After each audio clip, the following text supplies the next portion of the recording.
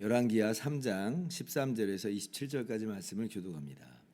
엘리사가 이스라엘 왕에게 이르되 내가 당신과 무슨 상관이 있나이까? 당신의 부친의 선지자들과 당신의 모친의 선지자들에게로 가소서 하니 이스라엘 왕이 그에게 이르되 그렇지 아니하니이다. 여호와께서 이 세 왕을 불러 모아 모압의 손에 넘기려 하시나이다 하니라. 엘리야가 이르되 내가 섬기는 만군의 여호와께서 살아계심을 두고 맹세하노니 내가 만일 유다의 왕 여호사밧의 얼굴을 봄이 아니면 그 앞에서 당신을 향하지도 아니하고 보지도 아니하였으리이다. 이제 내게로 검은 고 탈 자를 불러오소서 하니라. 검은 고 타는 자가 검은 고를 탈 때에 여호와의 손이 엘리사 위에 있더니 그가 이르되 여호와의 말씀이 이 골짜기에 개천을 많이 팔아 하셨나이다.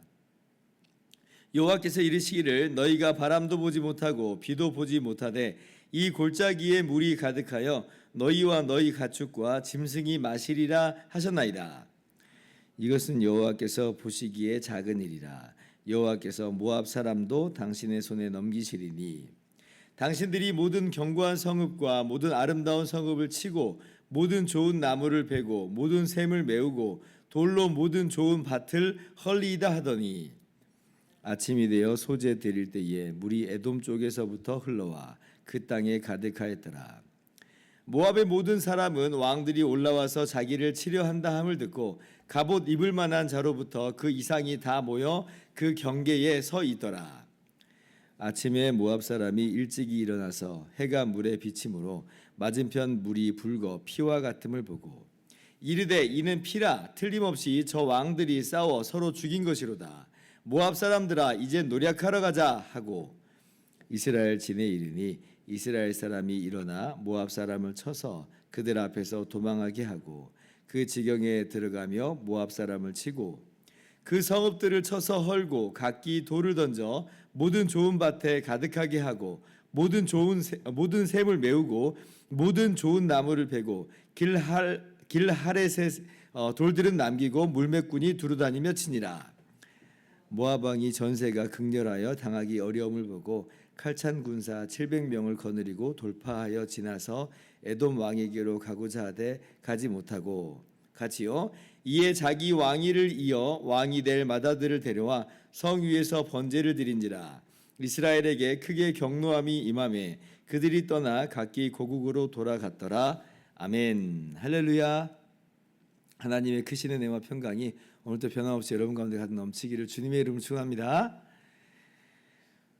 오늘 말씀의 배경은 북이스라엘의 악한 왕인 여호람이 남유다의 여호사밧과 연합하여서 이 모압을 정벌하러 가는 그 모압 전쟁이 그 배경입니다.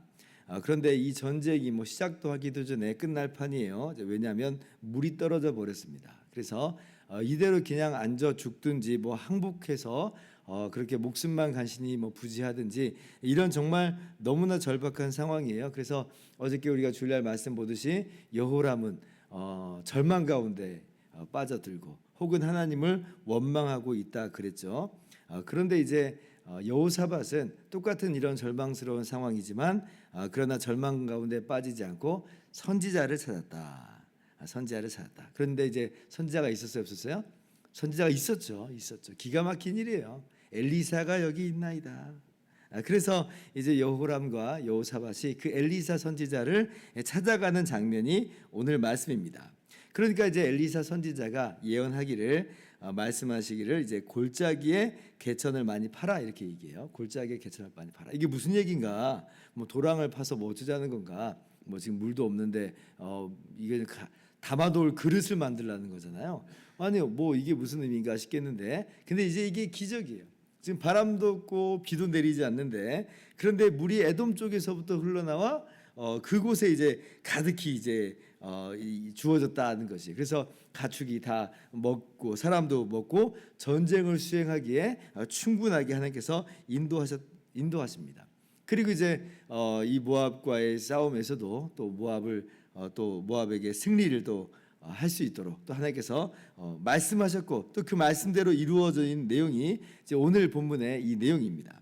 자, 그런데 오늘 제가 주목하고자 하는 말씀은 14절 말씀이에요.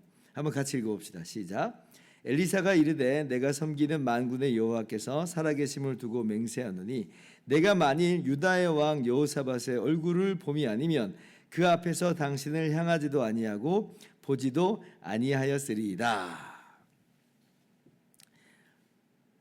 지금 이 엘리사 선지자가 여호람에게 하는 말이에요. 근데 이게 지금 무슨 말이에요? 여호사밧 때문에 내가 지금 당신하고 상종하는 것이다. 내가 당신이 지금 죽을 위기에 있는데 당신을 살려주는 이유는, 하나님의 말씀을 전해주는 이유는 여호사밧을 봤기 때문이다. 그죠? 반대로 여호사밧이 없었으면 아무런 응답도 없고 아무런 역사도 없었을 거다라고 하는 내용이 오늘 24절의 말씀입니다. 이 말씀이 또 우리에게 주시는 정말 너무 귀한 교훈이 있어요. 어저께는 이제 엘리사가 여기 있나이다. 이건 마치 이제 임마누엘로 이 땅 가운데 오신 예수님이 계신다라고 하는 그런 의미를 그 안에서 그려내고 있다고 한다면, 이 여호사밧의 얼굴을 봐서 여호람을 살려준다라고 하는 이 내용은 바로 우리들의 이야기다. 그러니까 여호사밧이 바로 우리들이라는 거예요. 그러면 우리를 통해서 누가 살아나느냐? 여호람과도 같은 우리 주변에 예수님을 믿는 사람이 아니더라도 그 사람들이 우리를 통해서 혜택을 받고 우리를 통해서 도움을 얻게 된다라고 하는 것을 오늘 제가 여러분들과 함께 나누고자 하는 거죠. 오늘 말씀은 하나님께서 명백하게 여호사밧의 얼굴을 본 거예요. 여호사밧을 살려주시는 것이고 여호사밧의 어려움을 주께서 해결하여 주시는 그러한 기도의 응답입니다. 근데 덩달아 보세요. 여호람이 거기에서 혜택을 누리잖아요. 우리가 어떠한 존재인가 우리가 분명히 좀 알아야 됩니다. 우리는 하나님께서 너무 귀하게 보시는 존재예요. 어저께도 말씀드린 것처럼 여호사밧이 그렇다고 무슨 어떤 자격을 조건을 구비했다 그러지 않았다 그랬죠. 여호사밧도 사실은 실책이 분명히 있는 상황인데, 근데 그럼에도 불구하고 하나님은 여호사밧을 귀하게 보십니다. 마찬가지로 우리는 정말 부족하지만 항상 하나님께서 우리를 보실 때는 예수 그리스도 안에서 우리를 보시고 그렇게 우리를 복이다 이렇게 말씀하세요. 우리를 그렇게 복의 통로로 삼아 주시는 거죠. 얼마나 이게 기가 막힌 이야기인지 몰라요. 그렇게 이제 하나님께서 하나님의 백성을 위하시고 그리고 그 하나님의 백성을 통해서 하나님의 백성 옆에 있는 그 이웃들이 동달아 복받게 되는 여러 성경에 이제 이 예들이 있는데, 대표적으로 요셉의 일생이 바로 그러한 모습이라 할 것입니다. 형들의 시기와 질투로 노예로 팔려갔죠. 보디발의 집에 노예가 됐습니다. 그런데 그때 하나님께서 어떻게 일하셔요? 하나님께서 보디발의 집에 복을 주세요. 보디발의 집에. 근데 그게 어떻게 해서 보디발이 그런 복을 누리게 된 거냐? 보디발 때문에가 아니죠. 요셉과 함께 하심으로 그렇게 복을 누린다. 애굽이 복을 누립니다. 자칫 잘못했으면 애굽이 7년 기근으로 망할 뻔했는데, 그러나 하나님께서 요셉을 통해서 애굽을 살려주시는 이제 그런 내용도 봅니다. 나아가서 요셉을 팔아버렸던 형들, 아주 악한 그런 일을 저질렀음에도 불구하고 마찬가지로 요셉을 통해서 기근에서 건진받는 그런 일들이 있죠. 그러니까 요셉 때문에 복이 나눠지는 거예요. 요셉. 우리들이 바로 그러한 이 삶의 모습이라는 거죠. 우리가 어떤 존재인가? 하나님께서 우리에게 복을 주세요. 우리와 함께 하세요. 그리고 우리를 통해서 그 옆에 있는 사람에게도 덩달아 복을 누리게 하신다. 그러므로 우리는 꼭 기억해야 됩니다. 나는 복받은 사람이구나. 그리고 하나님께서 나를 통해서 이 복을 흘려보내시는 거구나 라고 하는 것을 우리가 항상 기억을 해야 돼요. 그래서 예를 들면 우리가 직장 생활을 하고 있다면, 우리가 직장 생활을 성실히 감당함으로 말미암아 하나님께서 우리에게 복을 주시고 그렇게 우리를 통해서 우리 사업장이 복을 누리는 거예요. 그리고 우리나라도 마찬가지입니다. 우리가 나라와 민족을 위해서 기도하잖아요. 근데 하나님께서 그 기도를 들으세요. 근데 왜 들으시느냐라고 할 때 그것은 다름 아니라 하나님의 백성인 교회의 평안을 위해서 들으시는 거거든요. 그러면 우리가 나라를 위해서 기도를 해야 되는 거예요. 하나님의 복이 우리를 통해서 흘러 넘치도록. 디모데전서 2장 2절 임금들과 높은 지위에 있는 모든 사람을 위하여 하라. 기도하라는 거예요. 이는 우리가 모든 경건과 단정함으로 고요하고 평안한 생활을 하려 함이라. 하나님께서 교회로 하여금 단정하고 평안한 삶을 살 수 있도록 나라를 안정시켜 주신다는 거죠. 그러니까 기도하라는 겁니다. 우리 때문에 복 받는 거예요, 나라는. 우리 때문에 우리 나라 안에 예수님 믿지 않는 사람들도 복을 누리는 겁니다.